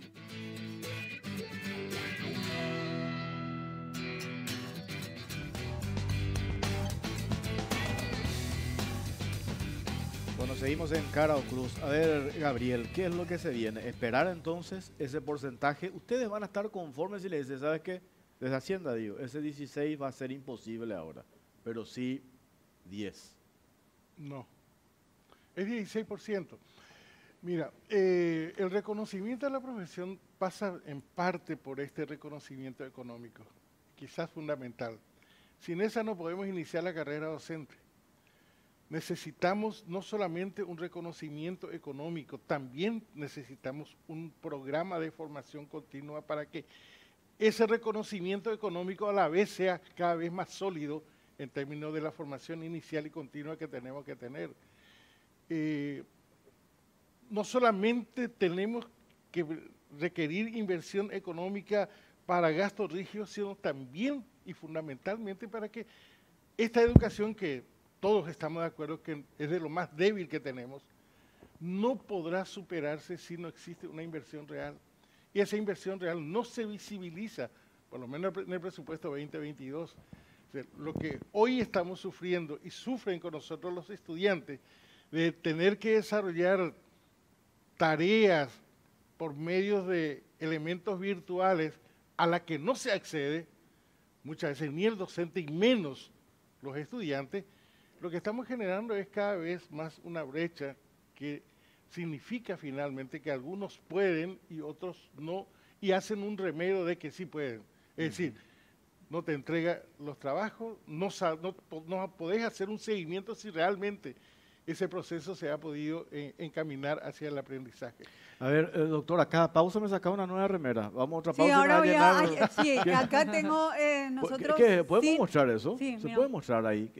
Esta es nuestra remera al inicio de la lucha de todos los médicos. Un médico sin insumos. Deja ahí quietita. Un ahí. médico sin insumos. Seguimos de la misma forma. Hospitales que no tienen lo que nosotros necesitamos y muchas veces somos nosotros los que ponemos todos los elementos para poder resolver la problemática. Qué fuerte esa imagen. Y así estamos nosotros desde hace unos cuantos años. ¿Qué dice? Yecueray, podridos de esta situación, totalmente podridos, y este es nuestro emblema, totalmente cansados de la situación, y esto es lo que sentimos con este gobierno. Aquí dice esenciales para el pueblo, pero invisibles para el gobierno. Somos invisibles para el gobierno. O sea, sus gracias son unos héroes, no son suficientes. Nosotros queremos los derechos que necesitamos, así como estaba diciendo Gabriel, en educación. Los médicos en el Ministerio de Salud Pública tampoco tenemos un escalafón. No tenemos una carrera médica. El médico recién graduado que entra al ministerio gana lo mismo que el médico con 30 años de trayectoria. No tenemos ningún tipo de bonificación por grado académico como otros ministerios.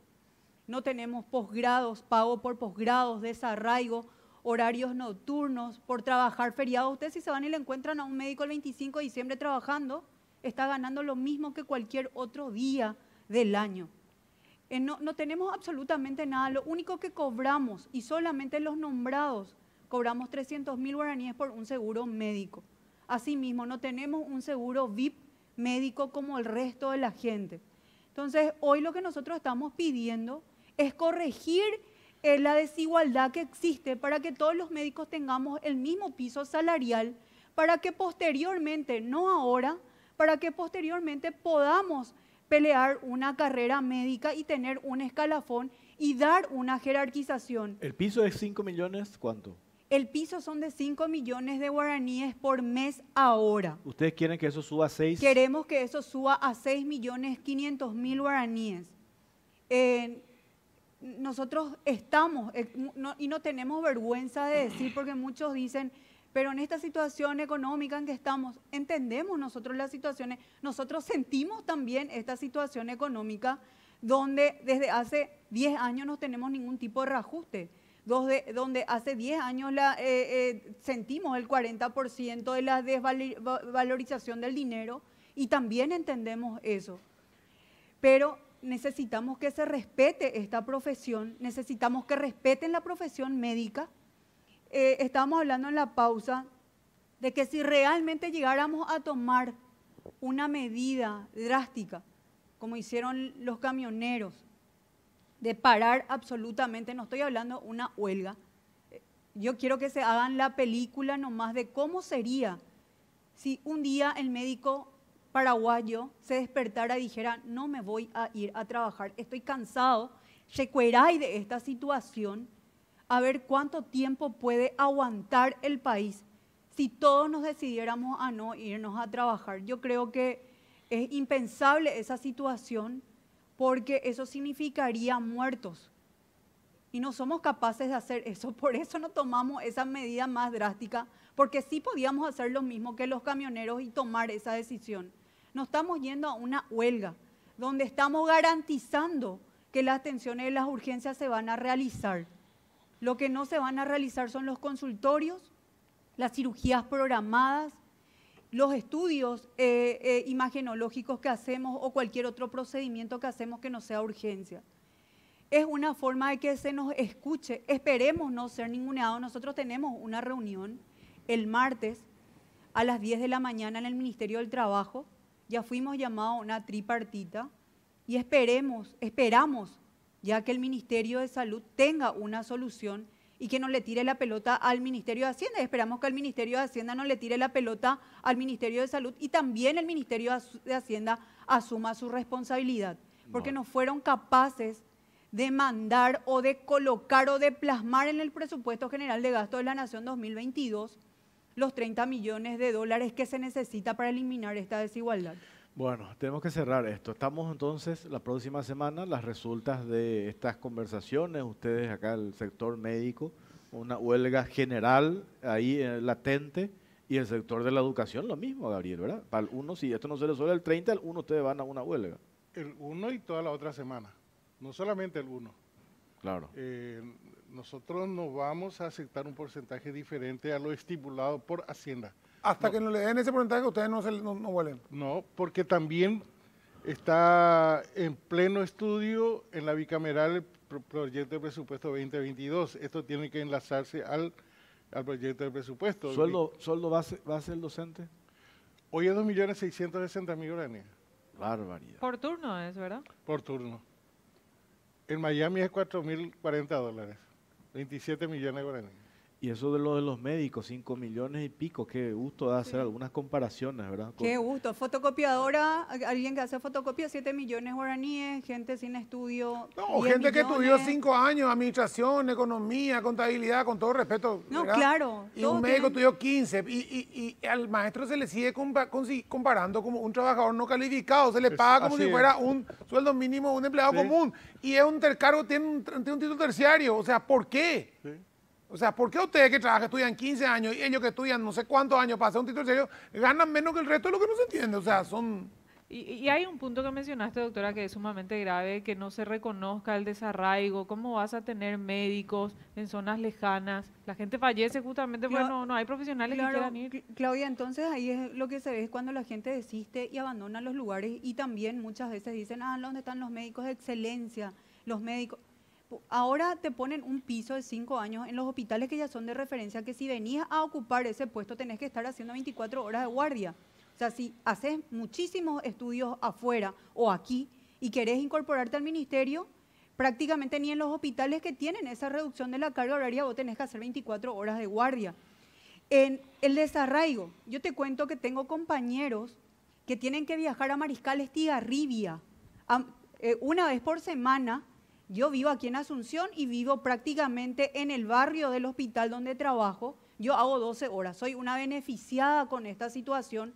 Gano 5 millones de guaraníes por mis 12 horas. Este compañero, con la misma formación, con la misma responsabilidad médica, tiene que viajar a Mariscal Estigarribia. Tiene que pagar su combustible, tiene que pagar su casa, su comida, y tiene que hacer 24 horas de guardia y gana lo mismo que yo. Realmente eso es lo que nosotros no toleramos más, y llega un momento en que se cansa y deja esa población porque es prácticamente intolerable esa situación de irresponsabilidad. Le digo ahora a Gabriel que si van a irse a la huelga, que se unan a nosotros en el mismo local y vamos a hacer masa y vamos a hacer fuerza, porque en este país de una vez por todas se tiene que priorizar a la salud y la educación, porque nunca vamos a salir del hueco si seguimos así. Entonces, ahora te hago el compromiso de que estemos todos juntos en el mismo lugar para que el gobierno y la gente nos vea unidos. unidos. Pero totalmente, las ¿Dónde dos está? políticas fundamentales para una 100% de sociedad es... Tenemos que cerrar este bloque, 100% de acuerdo. Vamos a seguir hablando mucho la semana que viene con ustedes, ¿sí? Desde Gracias. nuestros espacios. Gracias, Muy bien, Gabriel. muchas Gracias, No, doctora. gracias a ustedes por el espacio de Muy siempre. bien, hacemos una pausa, venimos enseguida. Gracias. Vivimos en un país lleno de uniones famosas como Pharmacenter y Banco Basa que se unen para traerte la primera tarjeta de crédito que te cuida con beneficios increíbles todo el año. Solicita tu tarjeta llamando al 021-618-7070 o ingresando a www.bancobasa.com.pi. Banco Basa, cuando quieras, estamos.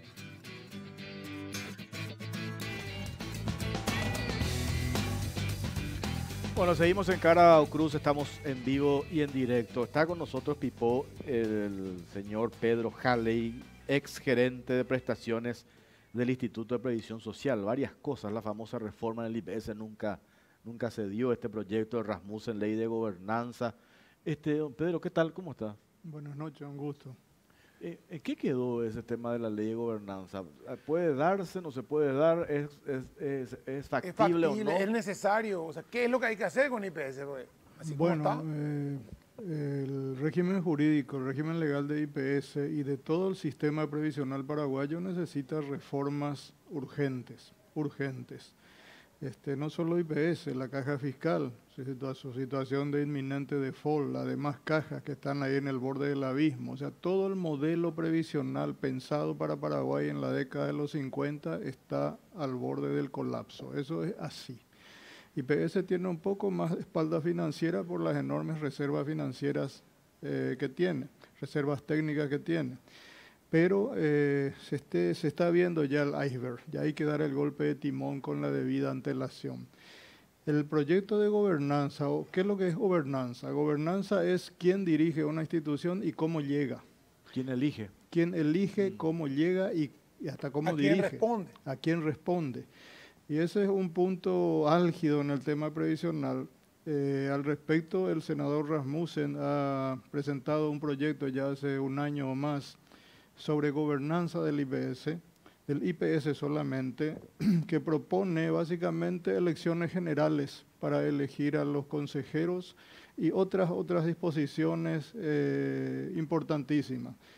Yo rescato muchísimo, he hablado con el senador Rasmussen varias veces, el valor, es un proyecto de mucho valor porque pone en el escenario, pone en el tapete un tema crucial. En paralelo al proyecto del senador Rasmussen, las asociaciones principales de jubilados y pensionados del IPS, así como sindicatos de obreros y empleados del IPS, han presentado un proyecto alternativo al del senador Rasmussen, que también plantea, aparte del tema gobernanza, plantea soluciones importantísimas para el financiamiento del seguro de salud, para la dignificación del jubilado y otras medidas importantes. Yo no sé si el Senado lo va a recepcionar con simpatía, digamos, proyectos de gobernanza, porque en ambos se está planteando desvincular el IPS del poder político de turno. El senador Rasmussen habla de elecciones generales. Nosotros creemos en elecciones gremiales, donde al interior de cada gremio de jubilados, de pensionados y de trabajadores se designe por vía de elecciones código electoral a los más idóneos.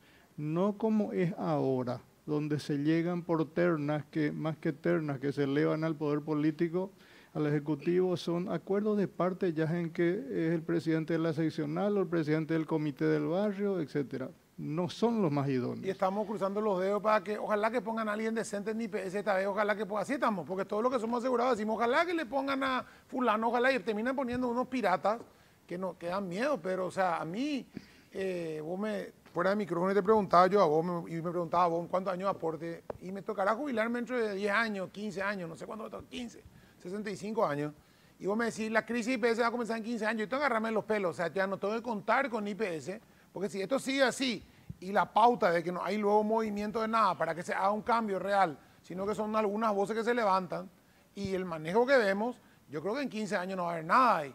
Eso es lo que preocupa a mí. ¿Qué podemos esperar en los que pensamos que acá 10, 15 años vamos a jubilarnos con IPS y estamos bancando a lo mejor la jubilación de otra gente con nuestra plata, pero cuando lleguemos a nuestro turno no va a haber nada? Y bueno, y ese es lastimosamente, es el horizonte actuarial que se ve, está muy cerquita ya. Si miramos en un contexto general, no solo IPS, la caja fiscal, y lo dijo el propio ministro Llamosa, en el 2026 entra en default, no vamos a tener más plata para pagar los beneficios. Las demás cajas, como te dije, están ahí al borde del abismo, manoteando de cualquier lado para poder cubrir las obligaciones mensuales. IPS tiene una importante reserva financiera, y más que una reserva financiera, tiene una reserva demográfica. De 10 trabajadores, 4 nomás están, otros 6 están afuera. Esa es la verdadera reserva de IPS, pero hay que tomar el toro por las astas y plantear las reformas necesarias para que esos 6 que están en la informalidad se incorporen, para que las inversiones del IPS dejen de ser cortoplacistas y estén financiando el enriquecimiento de una minoría bancaria y realmente enriquezcan a sus asegurados. Debe atacarse el financiamiento del Fondo de Salud. Hace rato que el Fondo de Salud está en déficit. Por eso es la mala gestión y la mala atención y la falta de medicamentos. Y otros muchos aspectos. La gobernanza es apenas la punta de la madeja. Es el puntapié inicial, como dice el senador Rasmussen, para empezar a pensar en una reforma estructural del modelo previsional IPS y de todos los demás. Para mí es fundamental la desvinculación del poder político de la administración del Seguro Social. Si eso no se logra, vamos a estar parloteando dentro de 10 años de no hicimos nada. Hay una cuestión, Pedro, que no es la primera vez, convengamos, que se habla de esto y se plantea. Yo recuerdo iniciativas de parlamentarias y hasta de gobierno central en modificar la Carta Orgánica del Instituto de Previsión Social, pero siempre se tiene ese cuco, yo no sé por qué, y yo entiendo, con justa razón, ¿verdad? Hay un temor, va una cosa de la mano con la otra. El temor de que se pretenda con cualquier modificación que se haga meter mano a la plata de los jubilados, a los fondos jubilatorios. Entonces siempre se tropezó con ese problema. Cualquier iniciativa de reforma nos viene, no, en realidad esto están haciendo porque ya están mirando meter mano a los fondos jubilatorios y ahí viene una campaña feroz que nosotros como aportantes al IPS ya hasta inclusive queremos solidarizarnos o sumarnos a esa campaña, ¿verdad? Ahí lo que yo digo que siempre nos dicen, no es el momento, y como tantas cosas acá, yo digo, ¿cuándo es lo que va a ser el momento de hacer esa reforma en serio y profunda, verdad? Sí, mira, cuando se habla de, como mencionaste, se plantea ese cuco ahí de que acá lo que se quiere es manotear los fondos previsionales. Generalmente se vincula a la idea del cambio del modelo, de pasar del sistema de reparto solidario que hoy tenemos, que se llama realmente capitalización colectiva con reservas técnicas, de pasar al famoso modelo chileno, que no es chileno, pero le dicen chileno, es capitalización individual o cuentas individuales, que tiene sus pros y sus contras, pero que es una intención solapada que está metida en la agenda de mucha gente. Particularmente desde el punto de vista técnico, nosotros entendemos que el modelo de reparto solidario todavía tiene que mantenerse en Paraguay por un largo tiempo hasta que nuestra economía madure y se formalice más y el trabajador tenga capacidad de ahorro. Ahí podemos hablar de una alternativa a cuenta individual. Antes de eso no, nunca. Pero de cualquier manera, yendo a la figura de las reformas necesarias, siempre pongo como ejemplo, y esto siempre me ha generado muchos problemas, la bendita edad de retiro. Hace rato estábamos hablando antes de cámara de cuándo me retiro, etcétera, y todos somos viejos ya a los 60 años para IPS. En los otros sistemas no se habla de edad, se habla de 25 años de aporte. En otros modelos es la combinación de ambos. O sea, ¿qué es lo que tenemos en Paraguay? Realmente tenemos una treintena de sistemas previsionales disparando para todos lados, produciendo jubilados de primera, de segunda, de tercera, con muchísimas diferencias. Yo lo que planteamos desde planteábamos desde el interior del IPS y ahora desde afuera, desde el movimiento, digamos, gremial de los jubilados, es empezar a hacer la reforma, sí, por la gobernanza. Coincidimos con el senador Rasmussen, democratizando la gobernanza, no solo a nivel de consejeros, que el presidente sea designado por esos consejeros, no por el poder político. Segundo, que las autoridades principales del IPS, llámense los gerentes, donde yo estuve, lleguen por concursos de méritos, no digitados. Y por sobre todas las cosas, que se fortalezca financieramente el seguro de salud sin separarlo del seguro de pensiones. El Seguro Social Paraguayo es integral e integrado. No podemos pensar, y es uno de los defectos del proyecto del senador Rasmussen, que separa salud de pensiones. Eso no va a correr lastimosamente, yo creo que hay que analizar mejor eso. Separar salud de pensiones. Separar salud de pensiones. Eso no está bien. Yo te leía hoy que hacías una comparación, creo que en el Twitter decías, hay una persona que empieza a aportar a los 35 y a los 65 se jubila con el 100%, y otro que empieza a aportar a los 18 y se jubila a los 50 y pico con mucho más aporte, pero con menos monto. Claro, es un ejemplo un poco de justamente de lo disperso de las normas y de cómo hay esfuerzos diferentes y beneficios diferentes. Una persona que empieza a cotizar a los 20 años a IPS, llega a los 55 años de edad y cotizó durante 35 años, pero con 55 se retira con el 80% de su promedio. Otra persona que empezó a los 35 años, cotiza 25, llega a los 60, cotizó 25 años nomás y se jubila con el 100%. Entonces, ¿por qué se da más al que puso menos? Son las contradicciones que hay en un modelo pensado en 1950, pero que ya no se adecua a las realidades económicas, laborales ni de todo tipo de este siglo XXI. Entonces se imponen las reformas en el modelo previsional de IPS y se imponen, lastimosamente hay que decirlo, golpes de timón urgentes en las demás cajas, principalmente en la caja fiscal, que en 5 años vas a meter la tarjeta de débito y va a salir sin saldo. En la audiencia pública que se realizó el viernes, si es que no estoy equivocada, hubo como una manifestación mayoritaria de estar en contra del proyecto, no sé si por el temor o porque falta ajustar algunos temas dentro de la propuesta del senador Rasmussen. Yo creo que faltan ajustar algunos detalles en términos, no de la gobernanza precisamente. En uno de los artículos del proyecto del senador Rasmussen de hecho se produce la separación de salud de pensiones. Se crean 2 superestructuras diferentes, administrativas, jurídicas, financieras, etc. Y eso es duplicar costos. El senador dice que no es así, pero en los hechos va a ocurrir así. Lo otro que también yo veo como criticable es que se habla de presidencias, bien, electas por el respectivo consejo, pero de 1 año de duración. Los planes en IPS o en cualquier sistema de pensiones son por lo general plurianuales, necesitan cierta continuidad de las autoridades para la ejecución. Si vos cambias un presidente cada un año vas a tener que cambiar todos los gerentes, todos los directores, porque así funciona la administración pública. Y eso es lo que va a producir es caos.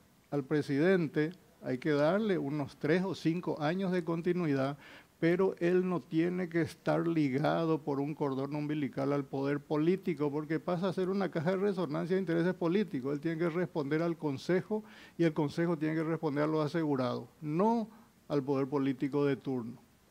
Hoy en el debate, y esto tiene mucho que ver ya que hablas del poder político, 2 millones de paraguayos hoy tienen seguro médico, el resto no. 1,5 millones de asegurados tiene IPS, de los cuales 650,000 cotizan y la diferencia hasta 1,5 millones, 700 digamos, son familiares no cotizantes, o sea, están adheridos al mismo salario del cotizante. Por darte un ejemplo de cómo eso se traduce en una desfinanciación del modelo de salud, si un trabajador cotiza sobre 2.200.000 salario mínimo, por su cotización de 9%, más el 14% del empleador, que llega a unos 400.000 guaraníes, entra él, su esposa o su esposo, papá, mamá, mayores de 60 años, hijos que pueden ser 2, 4, e hijos discapacitados. O sea, pueden estar 6 a 8 personas, más o menos a 20.000 guaraní por cabeza, sería la cotización de cada grupo familiar. No hay sistema en el mundo de salud que pueda sostenerse con esa amplitud de prestaciones que provee IPS, nominalmente hablando. ¿Por qué? Cuando se crea IPS en la década del 50, se pensó en un modelo financiero para más o menos 200.000 asegurados, donde la droga más cara a lo mejor era la penicilina y donde el aparato más sofisticado era un rayos X. Hoy la medicina evolucionó de tal forma que hay 500, en el Bademecum de IPS hay más de 500 medicamentos, muchos oncológicos te salen 30 millones la ampolla semanal, etcétera. La aparatología que tiene IPS es lo mejor que hay en el país, no hay duda, pero el soporte financiero de toda esa modernidad sigue anclado en 1950. 39% de los aportes nomás van a salud. Eso ya no alcanza hace 20 años para sostener esta exigencia en la medicina actual. Entonces, una de las reformas importantes, más importantes, no es solamente la gobernanza, ese es el puntapié inicial, es el fortalecimiento financiero del seguro de salud. Y es fácil, por darte un ejemplo rápido. Yo no sé si ustedes saben que el aporte al IPS del patrón es 14%. Sí. Y hay un 2,5% adicional que también paga el empleador a IPS, pero no es para IPS, se le transmite, se le transfiere a CENEPA, SNPP, SINAFOCAL, erradicación del paludismo, etcétera, etcétera. ¿Por qué ese 2,5 adicional no se queda en IPS para enfermedades catastróficas y para cáncer, que es donde más plata se va justamente? Eso proponen los jubilados en su proyecto de ley. Lo otro, hace poco nomás ese fallo de la Corte del que alguna vez hablamos, cuestionó que si yo gano 50 millones y cotizo sobre 50 millones durante N años, ¿por qué me vas a dar una jubilación de 23 millones nomás, 10 salarios mínimos?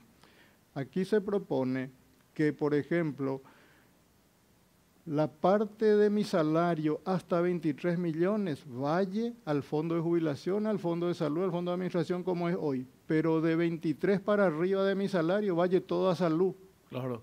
Entonces, yo contribuyo al modelo de reparto solidario, yo aportante que gano mucho, y tampoco, y cuando me jubile voy a recibir lo correspondiente a lo que puse, 23 millones. Sí, o sea, ese tipo de articulaciones es la que hay que pensar y la que hay que discutir. Yo no sé si el Senado va a tener, con este proyecto presentado por las asociaciones de jubilados y trabajadores del IPS, va a tener la cintura para tocar este tema ahora, preelecciones. Ese es siempre estamos postergando el tema. Así mismo, y esto en algún momento va a explotar, si no tomamos en serio y no hacemos esas reformas que venimos postergando desde hace años. Don Pedro, gracias por su tiempo, muy amable, muy amable. Un gusto. Nos vamos, gracias por acompañarnos, nos vemos, Pipo. Gracias a Lacoste, tienda Trovari por las camisas y hasta mañana trabajamos todos. Sí, señor. Claudia. Buenas noches, chao, Gracias por acompañarnos, buenas noches.